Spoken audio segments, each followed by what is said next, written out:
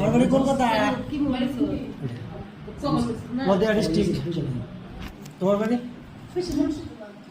মুর্শিদাবাদ।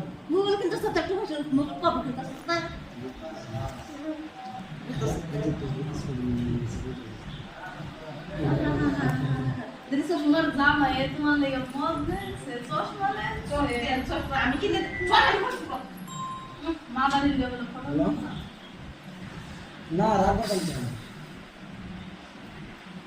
বুঝলা তো জায়গা দিয়েছি হবে তো